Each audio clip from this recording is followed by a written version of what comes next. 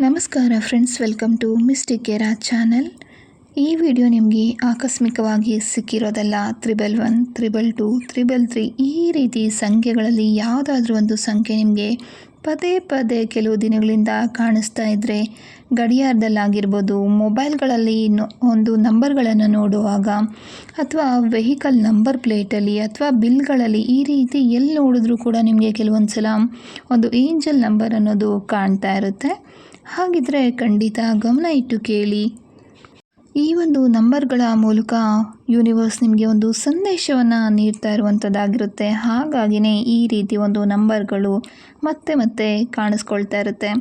ಕೆಲವರಿಗೆ ಇದೊಂದು ದೊಡ್ಡ ಅವಕಾಶದ ಸಂಕೇತ ಆಗಿರ್ಬೋದು, ಇನ್ನು ಕೆಲವರಿಗೆ ಜೀವನವನ್ನು ಬದಲಾಯಿಸುವಂಥ ಒಂದು ಎಚ್ಚರಿಕೆ ಆಗಿರಬಹುದು, ಇನ್ನು ಕೆಲವರಿಗೆ ಅವರ ಪ್ರಾರ್ಥನೆಗಳಿಗೆ ಬಂದಿರುವಂಥ ಒಂದು ಉತ್ತರ ಆಗಿರ್ಬೋದು. ಆದರೆ ಆಶ್ಚರ್ಯದ ವಿಷಯ ಏನಂದರೆ, ಈ ವಿಡಿಯೋವನ್ನು ನೋಡ್ತಾ ಇರೋ ಈ ಕ್ಷಣದಲ್ಲಿ ನಿಮ್ಮ ಏಂಜಲ್ ನಂಬರ್ ಆ್ಯಕ್ಟಿವ್ ಆಗಿರ್ಬೋದು. ಹೌದು, ಈಗ ನೀವು ಕೇಳ್ತಾ ಇರುವಂಥ ಒಂದು ಸಂದೇಶ ನಿಮ್ಮ ಜೀವನದ ಪ್ರಸ್ತುತ ಒಂದು ಪ್ರೆಸೆಂಟ್ ಸಿಚುವೇಶನ್ಗೆ ನೇರವಾಗಿ ಹೊಂದಾಣಿಕೆ ಆಗಬಹುದು. ಹಾಗಾದರೆ ಈಗ ರೆಡಿಯಾಗಿ ನಿಮಗೆ ಕಾಣಿಸ್ತಾ ಇರುವಂಥ ಏಂಜಲ್ ನಂಬರ್ ನಿಜವಾಗೂ ಏನು ಹೇಳ್ತಾ ಇದೆ, ಏಂಜಲ್ಸ್ ನಿಮಗೆ ಯಾವ ಸೂಚನೆಯನ್ನು ಕೊಡ್ತಾ ಇದ್ದಾರೆ, ಮುಂದಿನ ಕೆಲವು ದಿನಗಳಲ್ಲಿ ನಿಮ್ಮ ಜೀವನದಲ್ಲಿ ಏನು ನಡೀಬಹುದು, ಅದರ ರಹಸ್ಯವನ್ನು ಈ ಒಂದು ರೀಡಿಂಗ್ ಮೂಲಕ ತಿಳ್ಕೊಳ್ಳೋಣ. ಯೂನಿವರ್ಸನ್ನು ಮನಸ್ಸಿನಲ್ಲಿ ನೆನಪು ಮಾಡಿಕೊಂಡು ಪ್ರಾರ್ಥನೆಯನ್ನು ಮಾಡಿಕೊಂಡು ಇಲ್ಲಿ ಕಾಣ್ತಿರುವಂಥ 6 ಕಾರ್ಡ್ಗಳಲ್ಲಿ ಯಾವುದಾದ್ರೂ ಒಂದು ಕಾರ್ಡನ್ನು ಆಯ್ಕೆ ಮಾಡ್ಕೊಳ್ಳಿ. ನೀವು ಯಾವ ಕಾರ್ಡನ್ನು ಆಯ್ಕೆ ಮಾಡ್ಕೊಳ್ತೀರಾ ಅದರ ಪ್ರಕಾರ ರೀಡಿಂಗನ್ನು ನೋಡೋಣ. ಮೊದಲನೇ ಕಾರ್ಡನ್ನು ಯಾರು ಆಯ್ಕೆ ಮಾಡ್ಕೊಂಡಿದ್ದೀರಾ, ನಿಮಗೆ ಬರ್ತಾ ಇರುವಂಥ ಒಂದು ನಂಬರ್ 345. ಅಂದರೆ ನಿಮ್ಮ ಜೀವನದಲ್ಲಿ ಒಂದು ಇಂಪಾರ್ಟೆಂಟ್ ಆಗಿರೋ ಚೇಂಜಸ್ ಈಗ ಬರ್ತಾ ಇದೆ ಅನ್ನೋ ಒಂದು ಸಂಕೇತ ಇದು ತೋರಿಸ್ತಾ ಇರುವಂಥದ್ದು. 3 ಅಂದರೆ ಒಂದು ಕ್ರಿಯೇಟಿವಿಟಿ ಮತ್ತು ಸೆಲ್ಫ್ ಕಾನ್ಫಿಡೆನ್ಸ್ ಆಗಿರ್ಬೋದು, ಈ ರೀತಿ ಇರುತ್ತೆ. 4 ಅನ್ನೋದು ಒಂದು ಸ್ಟೆಬಿಲಿಟಿ ಮತ್ತು ಒಂದು ತುಂಬ ಹಾರ್ಡ್ ವರ್ಕನ್ನು ಸೂಚಿಸ್ತಾ ಇರುವಂಥದ್ದು. 5 ಅಂದರೆ ಒಂದು ಹೊಸ ಬದಲಾವಣೆಗಳು, ಹೊಸ ಅವಕಾಶಗಳನ್ನು ತೋರಿಸ್ತಾ ಇರೋದು. ಕೊನೆಗೆ ಇದನ್ನು ನೋಡಿದಾಗ ಬರ್ತಾ ಇರುವಂಥ ಒಂದು ಸಂದೇಶ ಏನಂದರೆ, ಇತ್ತೀಚೆಗೆ ನೀವು ಒಂದು ವಿಷಯದ ಬಗ್ಗೆ ತುಂಬ ಕನ್ಫ್ಯೂಸ್ ಆಗಿರ್ಬೋದು ಅಥವಾ ಸ್ಟ್ರೆಸ್ ಆಗಿರ್ಬೋದು. ಯೂನಿವರ್ಸ್ ನಿಮಗೆ ಹೇಳ್ತಾ ಇರುವಂಥದ್ದು, ಬದಲಾವಣೆಗಳನ್ನು ಭಯ ಪಡದೆ ಸ್ವೀಕಾರ ಮಾಡಿ ಅಂತ. ಹೊಸ ಅವಕಾಶವೊಂದು ಮುಂದಿನ ವಾರಗಳಲ್ಲಿ ಬರಬಹುದು. ಒಂದು ಹಳೆಯ ಸಮಸ್ಯೆಗೆ ಪರಿಹಾರ ಸಿಗಬಹುದು. ನಿಮ್ಮ ಜೀವನದಲ್ಲಿ ಸರಿಯಾದ ಜನರು ಕೂಡ ಬರಬಹುದು. ಕೆಲಸ ಅಥವಾ ವ್ಯವಹಾರ ಸಂಬಂಧಪಟ್ಟಗೆ ನೋಡೋದಾದರೆ ಒಂದು ಹೊಸ ಅವಕಾಶಗಳು ನಿಮಗೆ ಸಿಗ್ತಾ ಇರುವಂಥದ್ದು. ಹಳೆಯ ಭಯ ಏನಿದೆ, ನೋವೇನಿದೆ, ಎಲ್ಲದನ್ನು ಕೂಡ ಮನಸ್ಸಲ್ಲೇ ಇಟ್ಕೊಂಡು ಕೊರಗೋದಕ್ಕೆ ಹೋಗಬೇಡಿ. ಈ ಒಂದು ನಂಬರ್ ಬಂದಿದೆ ಅಂದ್ರೆ ನೀವು ಎಲ್ಲದನ್ನು ಮರೆತು ಮುಂದೆ ಹೋಗುವಂಥ ಒಂದು ಸೂಚನೆ ನಿಮಗೆ ಸಿಗ್ತಾ ಇರುವಂಥದ್ದು.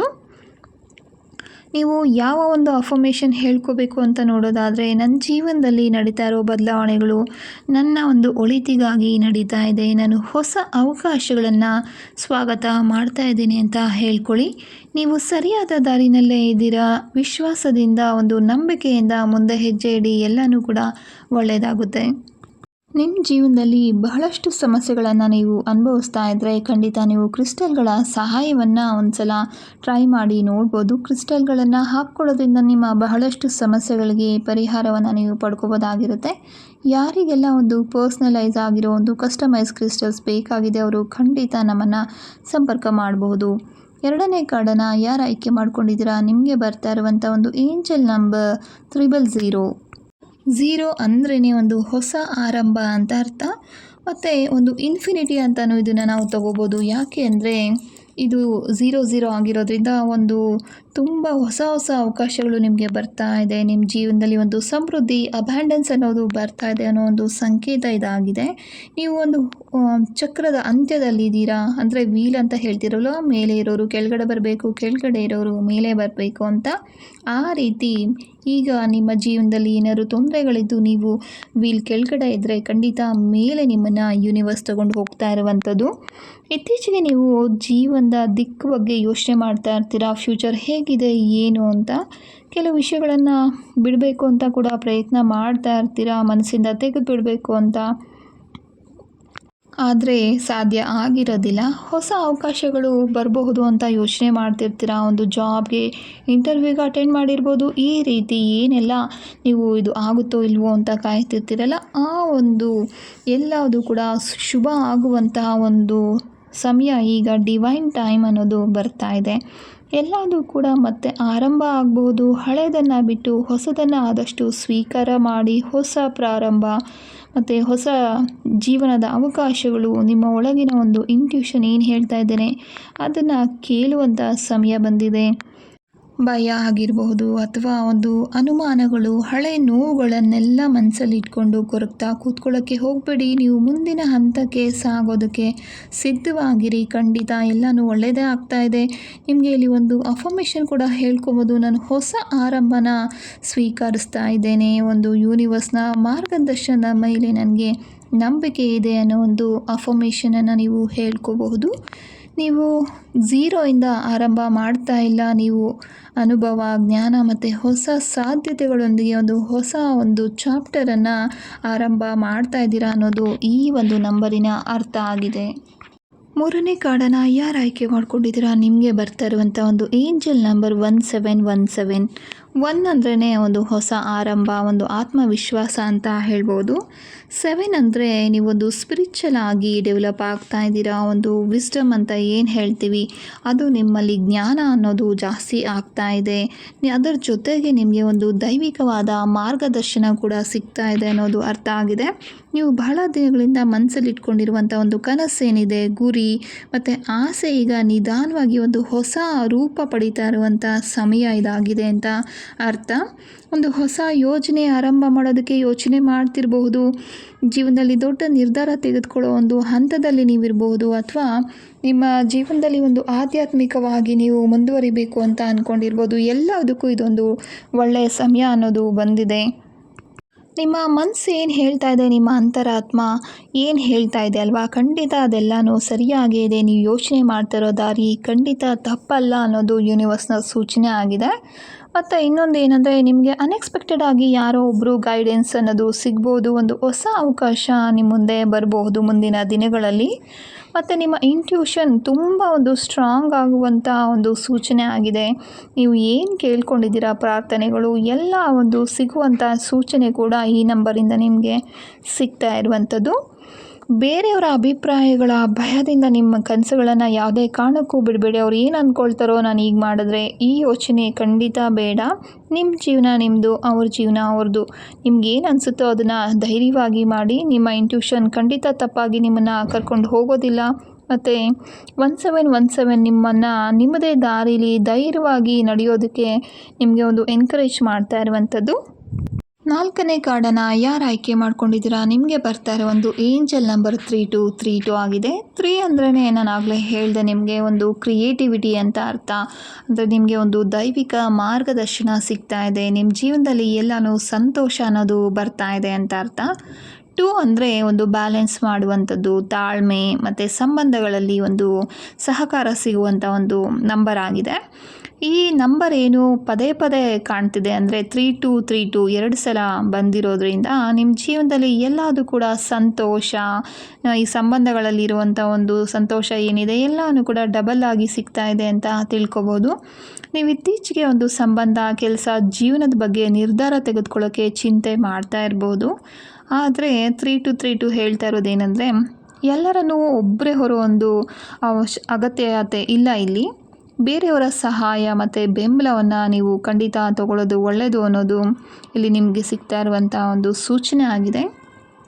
ನೀವು ಕಳೆದುಕೊಂಡಿದ್ದಂಥ ವಿಶ್ವಾಸ ಮತ್ತೆ ಬರುತ್ತೆ. ನಿಮ್ಮ ಜೀವನದಲ್ಲಿ ಸರಿಯಾದ ವ್ಯಕ್ತಿಯ ಒಂದು ಪ್ರವೇಶ ಆಗಬಹುದು, ಅಥವಾ ಈಗಿರೋ ಸಂಬಂಧದಲ್ಲಿ ಸುಧಾರಣೆ ಕೂಡ ನೀವು ಕಾಣಬಹುದು. ನೀವು ಮಾಡ್ತಾ ಇರುವಂಥ ಪರಿಶ್ರಮದ ಫಲಿತಾಂಶ ನಿಧಾನವಾಗಿ ನಿಮಗೆ ಕಾಣಿಸೋದಕ್ಕೆ ಆರಂಭ ಕೂಡ ಆಗಬಹುದು. ಮುಂದಿನ ದಿನಗಳಲ್ಲಿ ಒಂದು ಹೊಸದಾಗಿರೋ ಪಾರ್ಟ್ನರ್ಶಿಪ್ ಸಿಗ್ಬೋದು ನಿಮ್ಮ ವ್ಯವಹಾರಕ್ಕೆ ಸಂಬಂಧಪಟ್ಟ ಹಾಗೆ, ಅಥವಾ ನಿಮ್ಮ ಕುಟುಂಬದಲ್ಲಿ ಮತ್ತು ಸ್ನೇಹಿತರೊಂದಿಗಿನ ಸಂಬಂಧ ಏನಿದೆ ಅದು ಸುಧಾರಣೆ ಆಗುವ ಒಂದು ಚಾನ್ಸಸ್ ಕಾಣ್ತಾ ಇದ್ದೀವಿ. ಮನಸ್ಸಿಗೆ ನೆಮ್ಮದಿ, ಶಾಂತಿ, ಕ್ಲಾರಿಟಿ ಅನ್ನೋದು ಸಿಗುತ್ತೆ. ಮತ್ತು ಆಲ್ ಆಫ್ ಎ ಸಡನ್ ನಿಮಗೆ ಒಂದು ಗುಡ್ ನ್ಯೂಸ್ ಅನ್ನೋದು ಕೂಡ ಸಿಗ್ತಾ ಇದೆ. ಮತ್ತು ನಿಮಗೆ ಇರುವಂಥ ವಾರ್ನಿಂಗ್ ಏನು ಅಂತ ನೋಡೋದಾದರೆ, ಅತಿಯಾಗಿ ಯೋಚನೆ ಮಾಡ್ತಾ ಇದ್ದೀರಾ ನೀವು. ಅದು ಅಲ್ಲದೆ ಒಂದು ನೆಗೆಟಿವ್ ಯೋಚನೆಗಳು ನಿಮ್ಮನ್ನು ಇನ್ನೂ ಕೂಡ ಕುಗ್ಗಿಸ್ತಾ ಹೋಗುತ್ತೆ. ಹಾಗಾಗಿ ಯಾವುದೇ ಕಾರಣಕ್ಕೂ ನಂಬಿಕೆನ ಕಳ್ಕೊಂಡು ಅತಿಯಾಗಿ ಯೋಚನೆ ಮಾಡಿ ನೆಗೆಟಿವ್ ಆಲೋಚನೆಗಳಿಂದ ತುಂಬ್ಕೊಳ್ಳೋಕ್ಕೆ ಹೋಗಬೇಡಿ ಅನ್ನೋದು ಇಲ್ಲಿ ಸಿಗ್ತಾ ಇರುವಂಥ ಒಂದು ವಾರ್ನಿಂಗ್ ಆಗುತ್ತೆ. ತಾಳ್ಮೆಯಿಂದ ಇರಿ. ನೀವು ಕೇಳಿದ ಸಹಾಯ, ಆಶೀರ್ವಾದ ಈಗಾಗಲೇ ನಿಮ್ಮ ಕಡೆ ಬರ್ತಾ ಇದೆ. ಯೂನಿವರ್ಸ್ ನಿಮಗೆ ಎಲ್ಲ ಕಡೆಯಿಂದನೂ ಒಂದು ಮಾರ್ಗದರ್ಶನ, ಸೂಚನೆಗಳನ್ನು ಕೊಡ್ತಾ ಇರುವಂಥದ್ದು ನಾವು ನೋಡ್ತಾ ಇದ್ದೀವಿ. ಯಾರು 5ನೇ ಕಾರ್ಡನ್ನು ಆಯ್ಕೆ ಮಾಡ್ಕೊಳ್ತಾ ಇದ್ದೀರಾ ಅವ್ರಿಗೆ ತುಂಬಾ ಕೋಇನ್ಸಿಡೆನ್ಸ್ ಏನು ಅಂದರೆ 5 ಅನ್ನೋ ಒಂದು ಏಂಜಲ್ ನಂಬರೇ ಬರ್ತಾ ಇರುವಂಥದ್ದು.